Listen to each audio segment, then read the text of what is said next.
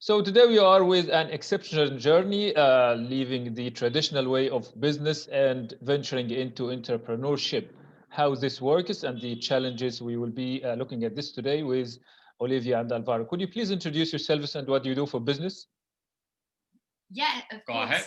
So, like you said, I'm Olivia, and this is Alvaro, and we are a couple from the UK and from Spain, but we live in Spain right now.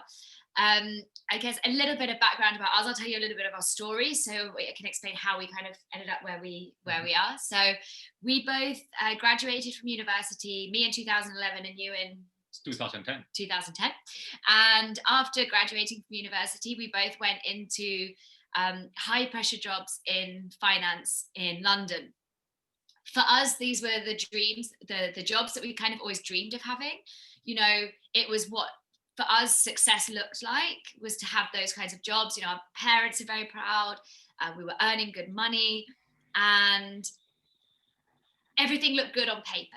But the reality was that we just weren't motivated or passionate about what we were doing. And after 10 years kind of living like this and constantly thinking like, is there more out there? We just took the plunge to find what else is out there. So we left our jobs, we went traveling around Asia, Southeast Asia. And as we were traveling, we started an online business that would allow us to live a life of more freedom, where we had the ability to make our own choices about when we worked, where we worked, who we worked with, all of those things. So yeah, we started our online business back in January 2020, just before the world imploded. And 3 months into that, we also had to come back to Europe because the world imploded. Okay, let me ask Alvaro, now you are, let's say you have a family and you're responsible for these people around you. How difficult or how challenging was the decision to jump out of a steady job and into this, let's say, new challenge like this is this instability? I mean, it was difficult because obviously first of all, we took a risk, living a comfortable job and a comfortable life. We had a very, we had a very comfortable life in London. We're living in a nice flat, in a nice area, weekends were off. As Olivia said, we're having like relatively good salaries. So nothing to complain. The difficulty was the fact that, we were not just happy, we were like, as Olivia said, not motivated at all. So there were two options here. When you reach that point, and we reach a point at some point, you can either carry on, and then do whatever everyone is doing, buy a house, have a family, and please everyone, or you can actually start living your life. And that means that you might need to take some risk. That means that you might actually even fail.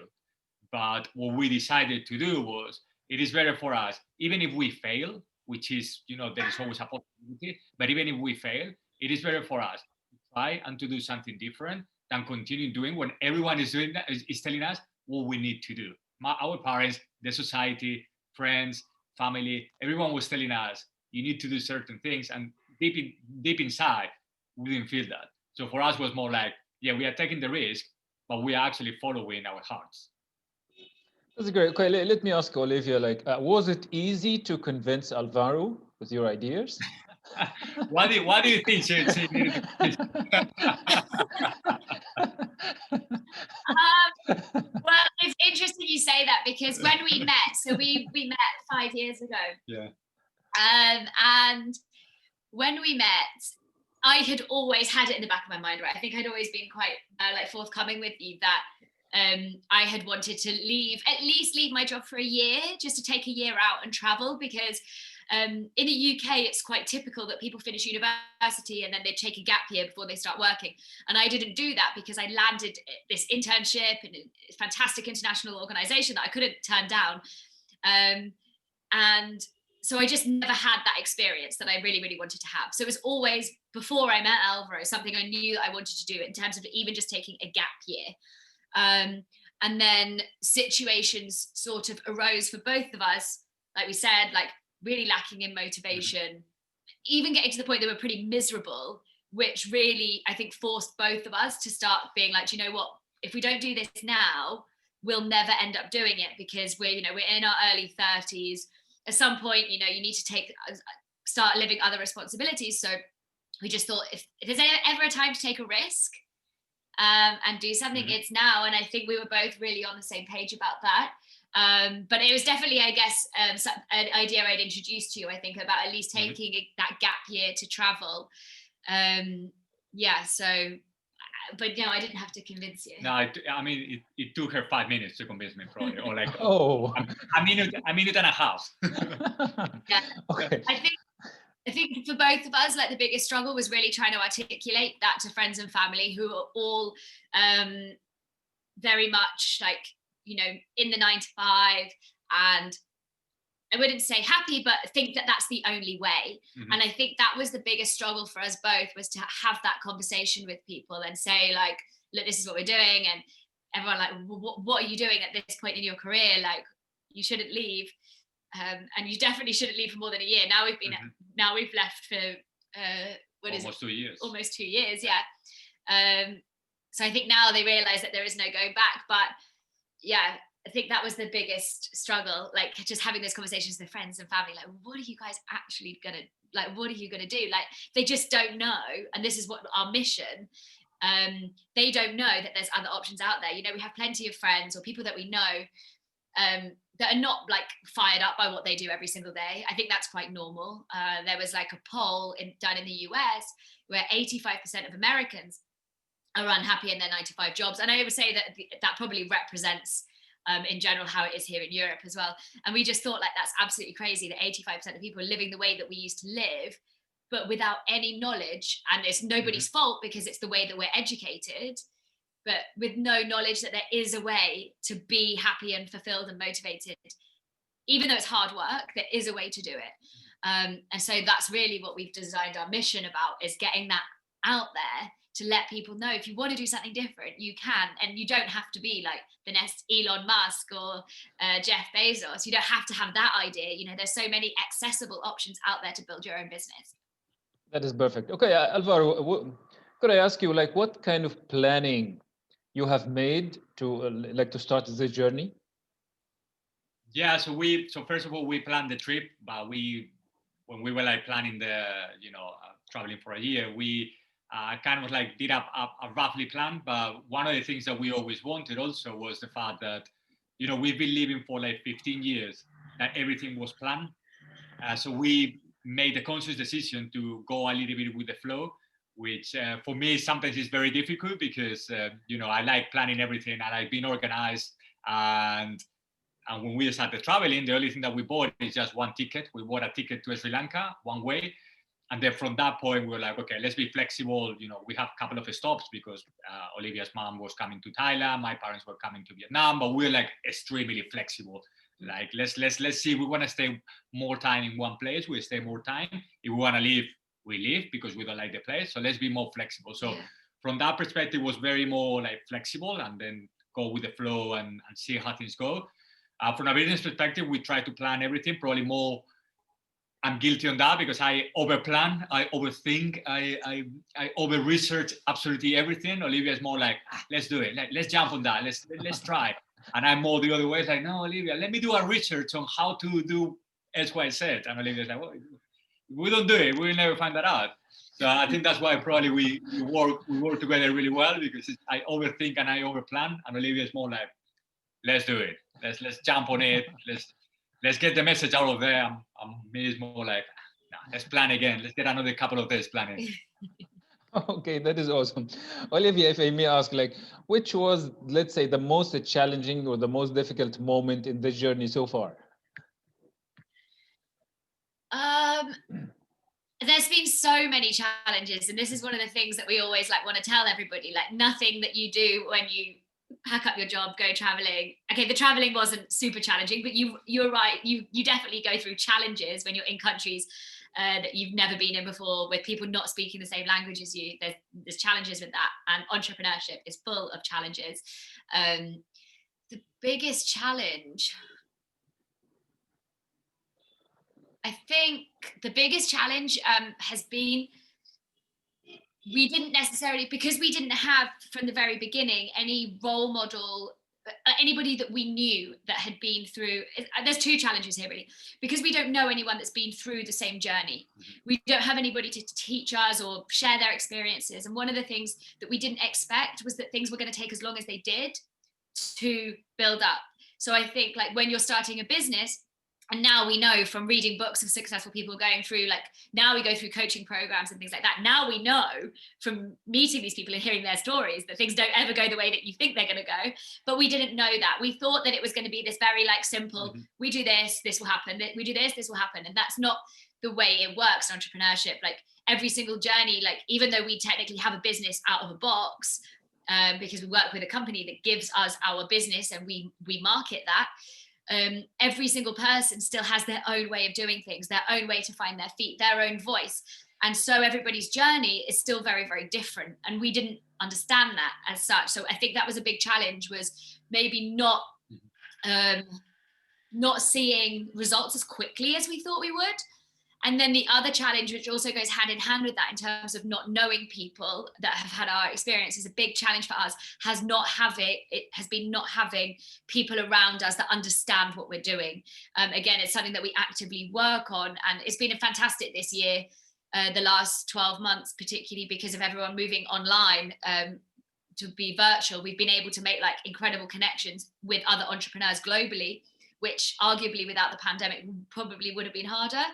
But that's been a real challenge for us, not having immediate friends and family around us that necessarily understand the journey that we're on. Yeah, that is great, and that's adventures. Let me ask Alvaro, like how much do you think like training and reading and studying helps with this journey, with this kind of entrepreneurship? It helps a lot. I mean, if you don't have a skill, any skill, you need to train that skill. Whatever it is, you see the biggest athletes or entrepreneurs or politicians or whatever. If they want to train, if they want to have a skill, if they want to master a skill, well, people say that it requires 10,000 hours to master a skill, I think, or something like that. So you want to master a skill, you need to train. You need to develop yourself. You need to surround yourself with people that they have that skill, so that they can, you can get those shortcuts. You probably need to be coached or trained by someone, by an expert. At the very end as well, coming back to the point that I made before, you need to try. There is a big component of, you need to train, but then at some point you need to start trying, and you need to start failing. You need to start making mistakes, and you need to start learning from those mistakes. So you can spend hours and hours and hours reading how to be good at sales or marketing. You can do trainings on how to be good at sales or marketing, but at some point you need to pick up the phone and start calling people. And you need to put yourself on social media and start doing posts and see what it works, see what it doesn't work, make mistakes, and then learn from that. So there is a part that is training, and there is a big component, and Olivia is better than me at this. There's a big component, which is try, make mistakes, be embarrassed, learn from that, and then grow. Yeah, I think actually one of our coaches says something really important with this. He describes it like if you're walking. So like every step that you do, like personal development, should be like followed by a step of action. So if you take it like 1 hour of personal development and learning, the next hour should be you doing. Mm-hmm. So it should be 50-50 split. And I think that's a really good way to think about it, because I think people fall into one of two traps. They either do too much training, too much personal development without trying, or they try, keep trying at the wrong thing, mm-hmm. and don't try to figure out why and learn from other things. So I think it's really important to have that balance. Okay, my question here, Olivia, like you have been speaking about lack of models or lack of family members who have had the same journey. What if some one of them, like you have met them and they told you it is not, let's say that it will not give you the same results you are dreaming of, or they told you that it will have a lot of challenges, or it will be more challenging than normal? Would you still like venture in the same journey and get Alvaro with you? Yeah, because I think that, it's all about happiness at the end of the day, and happiness looks different to different people. And yeah, of course, like we're working towards, financial gains, because those financial gains will allow us to live a life of freedom. They'll allow us to help support our families. They'll allow us to, we have like a personal cause out in Nepal. We work with an orphanage there. and it will allow us to help that cause. So we need to have money to be able to do that. But in terms of the challenges putting us off, I don't think so. I think we wake up every single morning, like we're more than happy working 6-7 days a week. Whereas when we were at 9 to 5, both of us, I think, sitting watching the clock every single day. I was watching the clock. Oh, let's go. Literally, like you just want to leave. And I think there's a big difference between sitting in an office when you're not passionate about what you're doing and you're working on somebody else's dreams, making somebody else rich. And when challenges arise in that situation, how it makes you feel. Whereas when you're working on your own dreams, when challenges arise, you deal with it in a very different way, because the challenges is more fun when you're working for something for you, I think. Yeah. And I think that, coming back to your question, I think we would have loved to have someone next to us telling us, guys, you think you're going to achieve X in 3 months? Trust me, it's not going to take 3 months. It's going to take 10 months, and it's going to require 10 times more energy. So we will have actually appreciate someone with experience telling us, this is not easy. This is going to be very challenging. You're going to need to learn a lot. You're going to fail a lot as well along the way. But we didn't have anyone telling us that. We are always really optimistic as people. We are positive people. And then sometimes the reality is we've been over-optimistic with the business and over-optimistic thinking that it requires less energy and it requires less time that we actually, spend. And so we will have actually love to have someone next to us telling us, guys, this is gonna be tricky. Yeah.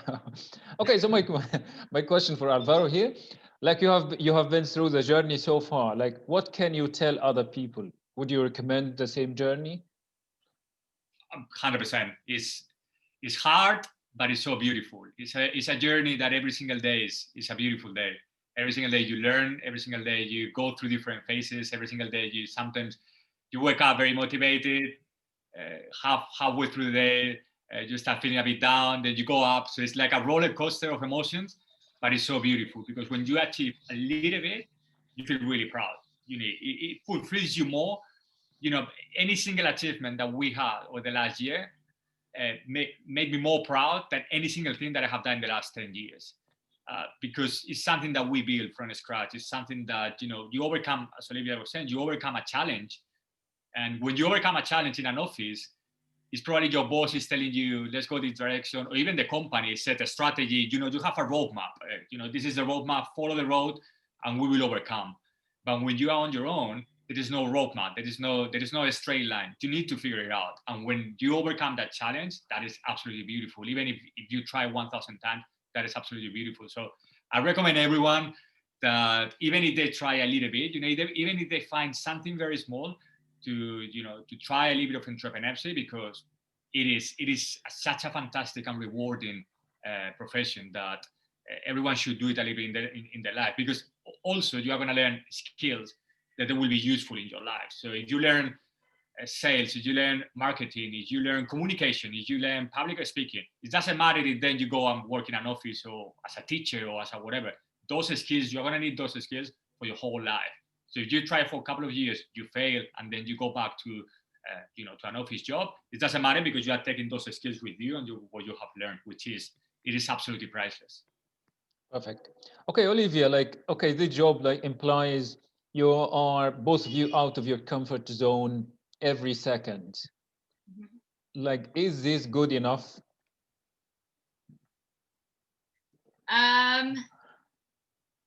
Yeah, I think, we definitely feel like everything is going to expand and build up on top of each other. So right now we're outside of our comfort zone. When that gets comfortable, we're going to add other layers to it. So I think the way it's been so far is, we started this business and we're very blessed, like we said, that we have this ready to go business. We didn't have to come up with the product idea. We just market a product for another company. So we had to basically, go through the challenges of learning how to do that. Then we learn how to do that. Then it's okay, well, how can we scale? So then you get out of your comfort zone again. And then it's about, then we started a podcast, So then there was another thing. We had to get out of our comfort zone. We had to start approaching, really quite some high profile entrepreneurs to be interviewed on our podcast. Then the next thing we're doing now is we're starting a YouTube channel.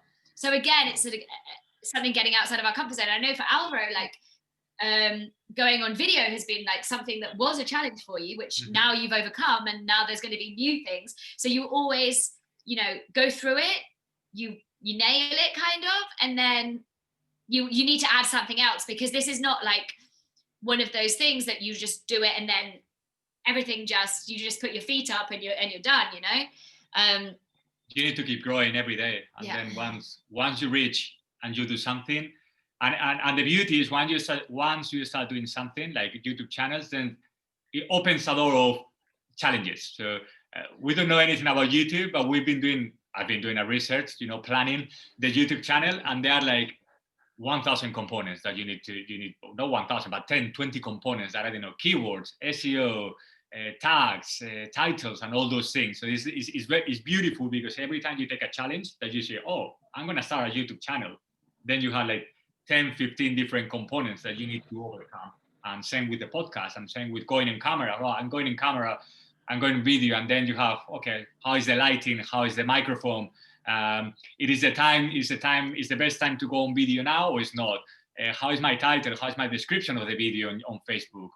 Etc. Etc. Etc. So it opens a door of different challenges, which is, I think, that's one of the most beautiful things. Great. For Alvaro, where do you think this can take you in the future? The journey. Yeah. I mean, the journey, the entrepreneurship, the project, the YouTube channel, everything. Where do you think the journey is going? I think our mission has always been to spread the message, to express the message that there is another way. You know, I think our generation, I'm 34, Olivia is on her 30s as well. I think our generation, the millennial generation, it's like a sandwich. You know, we have our parents, at least in Europe, our parents follow a really strict roadmap. You go to university, you find a good company, and you stay there forever. That is going to guarantee you a stable job, a good pension, and no problems. You will retire when you are 65, and you will have the rest of your life. That was our parents' life. You know, that's how we've been educated. That's how we've been raised in Europe, and I think in the US was exactly the same. Then the future generation, the guys on the 20s, 18, 15 years old, these guys, they know that there is another way, because they follow people that they are YouTube stars. They're big on Instagram. They do all the things. You know, they want to be social media manager. They want to be virtual assistants. You know, there is not that straight line that you go to university, you do your master's degrees, and you go to an office. They already know, and they're on their 20s, that there is actually another way. But for us, that we've been raised in a certain way, we don't know anyone, at least from our friends and family, that they actually know, oh, you can actually, you know, have a future online, work wherever you want, you know, move your family around if you want, locate in Bali if you want, or whatever. So our mission is that. Our mission is, you know, we need to spread that message. It's going to take time, but we need to let as many people as we can know that there is actually another way. There is not the way of like our parents told us that it was, that there is another way. That is hard work. It requires hard work, but the same thing that people spend 5-6 years in university going every single week to learn something, you might need to spend a little bit of time learning this way. But certainly there is another way. And this is a mission that we have. And probably we will never reach that point that we educate everyone. But our mission is to spread that message everywhere. And YouTube help us, social media help us, podcast help us. But this is our mission. There is another way. That is awesome. Okay, Olivia, when do you think you will have, let's say, the best position to deliver your message? I think it's coming. I think for us, one of the things that we've had to realize or that we've learned is the power of being what we call omnipresent, being across like multiple channels to get in front of your ideal audience, right? The more we do, the more we're on YouTube, the more we're on podcasts, the more we're on our Instagram, the more we're on our Facebook, the more we go on Twitter and blogs, which are things that are coming for our business, the more we'll get out there. Mm-hmm. So I think that's what we've got to do. It's also people, you know, we're all different. People like consuming content in different ways. You know, I like videos and podcasts. I don't really like, reading a long post. But there are people that they actually enjoy those things. So if if you do a long post on Facebook and Instagram, then you do a short tweet, then you put the same content on a video or a podcast, then you are actually targeting different people, because people consume content in completely different ways. So our mission is and we realize that if you just put all the eggs in one basket, that can be Facebook or Instagram. If the basket breaks, you don't have any eggs. But if you have your content in different platforms, if something changes for Facebook or Instagram in a couple of years, that I think it might come, that change, then at least you are not trapped. At least you are not like, oh, what do I need to do now? So it's about reaching people that consume content in different ways, and also protecting your business by diversifying your message in different platforms. It has been awesome and more than amazing talking to you, Alvaro and Olivia. Thank you so much for that indeed. It has been a great pleasure. Thank you very much for having us. Thank you very much for having us.